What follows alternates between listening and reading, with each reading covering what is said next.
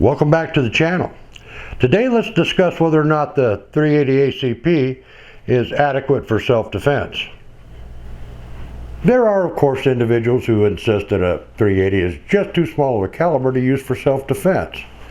Whenever I hear someone say that, it strikes me as a bit strange, since marketing statistics indicate that pistols that fire this round are among the most popular handguns sold for self-defense.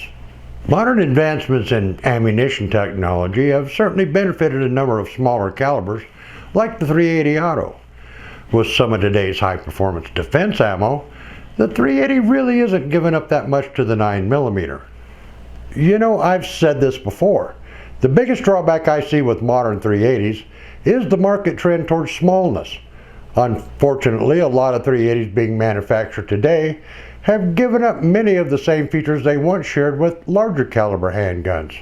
Features such as double action, single action capability, decent sights and triggers, and some sort of a manual safety, and most of all, round capacity. You know, this is the honest truth. I cannot take one of those tiny micro 380s and hit the broadside of a barn, and that's while standing inside the barn with the doors closed. When it comes to my personal safety, I'm not willing to sacrifice decent handling characteristics and shootability for the sake of having a smaller size. In my opinion, no compromises 380s like the Burst of Thunder, the Thunder Plus, and the MC14 are much better choices than any of the micro 380s currently on the market.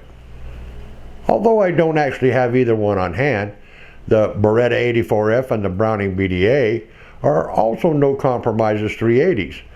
By the way, none of these are by any means big guns.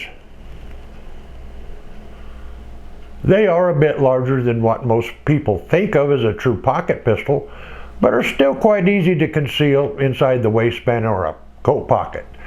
My wife often carries this Burst of Thunder inside her purse.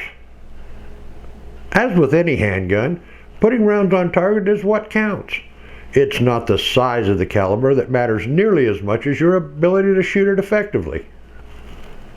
A solid hit from a 380 is certainly going to have more effect on an assailant than a loud miss from a .44 Magnum, and that's a fact that's not up for debate.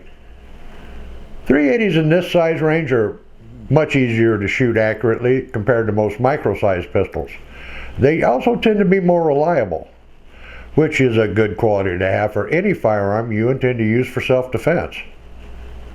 These double-stack 380s pack a lot more firepower than any single-stack micro 380. The Thunder Plus has a 15-round capacity, and the MC14 has a 13-round capacity, same as the Beretta 84 and the Browning BDA. Should you ever have to deploy a 380, it's comforting to know that there are 380s out there with enough firepower at your disposal to handle just about any situation.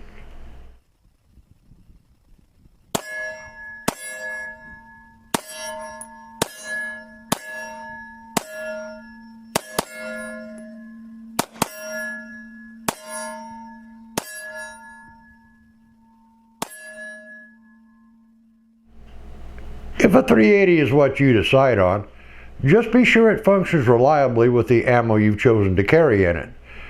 Take it to the range and practice with it, and you'll gain confidence in it, just like untold numbers of other 380 owners worldwide.